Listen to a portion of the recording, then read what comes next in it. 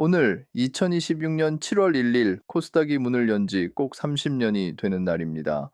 그런데 30번째 생일을 맞은 이 시장의 지수는 900선 초반에 힘없이 주저앉아 있습니다. 한때 코스닥은 한국의 나스닥을 꿈꿨습니다. 하지만 나스닥이 연일 사상 최고를 새로 쓰는 지금, 코스닥은 26년 전에 찍은 고점의 절반에도 다다르지 못하고 있습니다. 외형만 보면 분명 거대해졌습니다. 상장사는 341개에서 1827개로 5배 넘게, 시가총액은 7조 원에서 506조 원으로 무려 70배에 가까이 불었죠. 그런데 정작 지수는 30년째 출발선 근처를 맴돌고 있습니다. 코스피와 코스닥을 합친 전체 증시에서 코스닥이 차지하는 비중은 27년 만에 가장 낮은 수준으로 쪼그라들었습니다. 왜 코스닥은 이토록 힘이 부족한가? 왜 한국의 성장주 시장은 30년 동안 제자리에 머물렀나? 지금부터 그 6가지 구조적 이유를 하나씩 파헤쳐 봅니다. 이야기는 세기말로 거슬러 올라갑니다. 1996년 7월 1일 기준지수 100으로 문을 연 코스닥은 은행 문턱이 높던 중소기업과 벤처기업에게 자본시장의 젖줄이 되어주기 위해 태어났습니다. 때마침 불어온 건 인터넷이라는 신세계였습니다. 이른바 닷컴 열풍 속에 벤처 붐이 폭발했고, 어떤 기업은 몇 달 만에 주가가 수십 배로 뛰는 광기가 시장을 뒤덮었습니다. 그 열기는 2000년 3월 10일 정점을 찍습니다. 코스닥 지수는 지금의 기준으로 환산해 2834포인트, 시장 역사상 단 한 번도 넘어서지 못한 사상 최고점이었습니다. 그러나 거품은 순식간에 꺼졌습니다. 그 해에만 지수는 79.5%가 무너졌고, 약 70조 원에 이르는 시가총액이 불과 몇 달 사이 흔적도 없이 증발했습니다. 추락이 멈추지 않자 2004년 거래소는 특단의 조치를 내립니다. 기준 지수를 100에서 1000으로 10배 끌어올려 과거 수치까지 소급 적용한 겁니다. 지수의 눈금 자체를 다시 그린 셈이죠. 그렇게 눈금을 새로 세우고도 2000년의 그 고점은 26년이 지난 오늘까지 단 한 번도 회복되지 못했습니다. 2021년 스무하회하고도 7달 만에 1000선을 겨우 되찾으며 천스닥이라 환호했지만 그 기쁨은 오래가지 못했습니다. 같은 시기 함께 무너졌던 나스닥을 볼까요? 나스닥은 정오점을 되찾은 뒤 당시에 5배가 넘게 솟구쳤습니다. 그런데 코스닥은 아직도 그 자리에 멈춰 있습니다. 20년 성적표는 더 냉정합니다. 코스닥이 55% 오르는 동안 나스닥은 1138%, 코스피는 555%, 심지어 미국 소형주 러셀 2000마저 305% 올랐습니다. 연평균 복리로 환산하면 코스닥은 고작 2.2%, 13.4%를 낸 나스닥과는 아예 체급이 다릅니다. 10년으로 봐도 마찬가지입니다. 코스닥은 36% 남짓 오르는데 그쳐 같은 기간 2배 넘게 뛴 코스피와 나스닥에 한참 못 미쳤습니다. 기간을 최근 5년으로 좁히면 상황은 더 심각합니다. 코스닥은 마이너스 11%, 코스피도 나스닥도 러셀도 오르는 동안 네 지수 가운데 홀로 뒷걸음질 쳤습니다. 2026년 4월 지수는 장중 1229까지 올라 26년 만에 최고를 찍었지만 불과 2달 만에 다시 900선으로 주저앉았습니다. 한국의 나스닥이라는 이름이 무색해지는 대목입니다. 그렇다면 왜 유독 코스닥만 이렇게 뒤처졌을까요? 그 답은 시장의 구조 깊숙한 곳에 있습니다. 첫 번째이자 가장 근본적인 이유, 코스닥에선 기업이 크게 성공하고 나면 어김없이 코스피로 떠납니다. 더 큰 무대, 더 많은 기관 자금, 그리고 더 안정적인 이미지를 좇아 다 잘한 기업은 코스피라는 일부 리그로 승격해 나갑니다.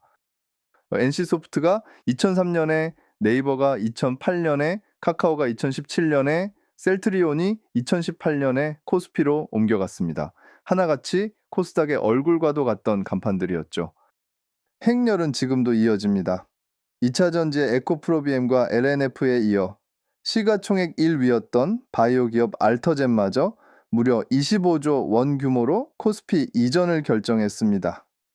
알터젠 한 곳이 코스닥 시가총액의 세서 5%를 차지했으니 대장주 하나가 빠지는 충격은 지수 전체를 휘청기게 만듭니다. 이런 이전 상장은 해마다 4~5곳씩 20년 넘게 끊이지 않았습니다. 성장한 승자가 빠져나갈 때마다 지수는 애써 키운 열매를 고스란히 잃습니다. 새싹은 많은데 큰 나무는 계속 뽑혀 나가는 이 공동화가 코스닥을 제자리에 묶어둔 겁니다. 간판이 떠난 자리엔 부실이 쌓입니다. 벌어들인 이익으로 이자조차 감당하지 못하는 이른바 한계 기업의 비중은 2016년 9.3%에서 2022년 20.5%로 2배 넘게 뛰었습니다. 상장 폐지도 눈덩이처럼 불었습니다. 2023년 8개에서 2024년 20개, 그리고 2025년엔 38개로 해마다 급증했습니다. 상당수는 감사인이 회계장부에 도장 찍기를 거부한 이른바 감사의견 거절이 반가소였습니다. 투자자로선 하루아침에 상장 폐지를 맞닥뜨린 셈이죠. 게다가 상장사 4곳 중 한 곳은 연구개발비가 사실상 0원, 최근 5년간 적자 기업 비중은 37.8%, 주가 1,000원에도 못 미치는 동전주가 190여 개에 달합니다. 오죽하면 대통령까지 코스닥을 두고 썩은 상품이 진열된 백화점이라 했을까요? 이번 달부터는 상장 폐지 문턱까지 대폭 높아지면서 150곳이 넘는 기업이 퇴출 위험 구간으로 내몰렸습니다. 세 번째 이유는 시대의 가장 큰 흐름을 놓쳤다는 겁니다. 2025년부터 인공지능이 불붙인 반도체 슈퍼사이클에 옆 동네 코스피는 훨훨 날아올랐습니다. 삼성전자가 올해에만 126%, SK하이닉스가 188%나 치솟았지만 이 두 챔피언은 모두 코스피 소속입니다. 반면 코스닥은 바이오와 2차 전지에 심하게 쏠려 있습니다. IT와 의료, 단 두 업종이 시가총액의 69%를 차지하죠. 정작 반도체를 이끄는 대장주는 코스닥에 없습니다. 실제로 코스닥 시가총액 상위에는 알터젠과 에코프로, 레인보우 로보틱스처럼 바이오와 2차 전지, 로봇 기업이 줄지어 서 있습니다. 문제는 이 두 업종이 실적보다 기대와 테마로 출렁이는 변동성이 큰 섹터라는 점입니다. 지수가 딛고 선 뿌리가 그만큼 얕은 겁니다. 나스닥이 시가총액 최상위 기술주들을 품에 안는 사이 코스닥은 시대의 랠리를 담지 못한 채 코스피의 그늘에 남았습니다. 네 번째, 사고 파는 힘, 즉 수급이 취약합니다. 코스닥 거래대금의 절반이 넘는 53.5%가 개인 투자자입니다. 외국인과 기관은 뒷전이죠. 큰 손이 받쳐주지 않는 시장은 작은 소문에도 크게 출렁입니다. 그래서 코스닥은 오래도록 작전주와 테마주가 판치는 투기장이라는 꼬리표를 달아왔습니다. 실제로 과거 주가 조작 같은 불공정 거래의 72%가 코스닥에 몰렸고 정치 테마주에 뛰어든 개인의 92%가 끝내 손실을 봤습니다. 그리고 2026년 마지막 버팀목이던 개인마저 등을 돌렸습니다. 코스닥에서 10조 원에 가까운 돈을 팔아치우고 더 안전해 보이는 코스피로 갈아탄 겁니다.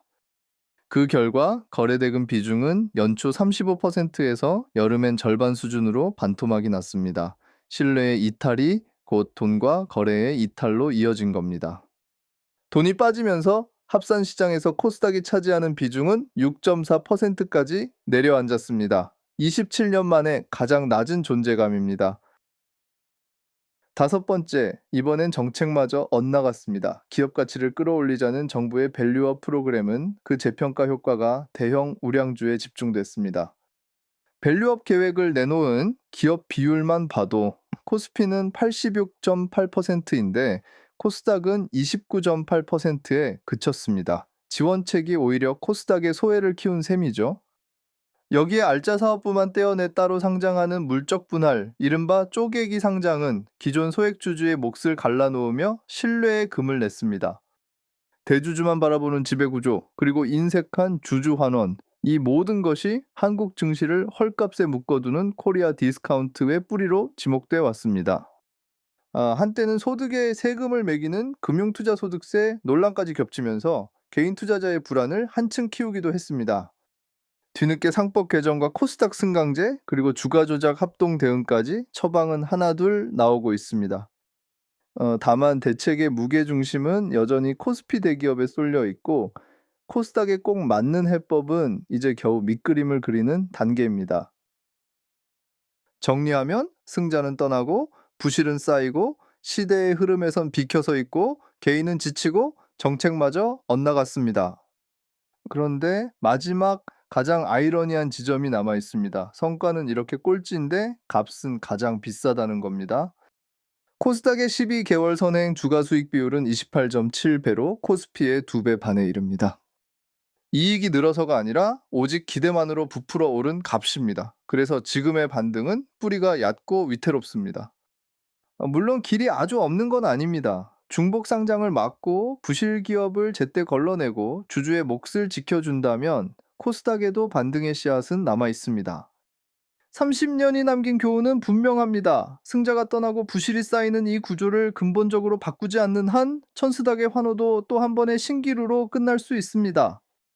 이 영상은 특정 종목의 투자 권유가 아니며 판단과 책임은 투자자 본인에게 있습니다. 깊이 있는 경제 이야기. 다음 영상에서 또 만나요. 구독과 좋아요, 그리고 알림 설정 부탁드립니다.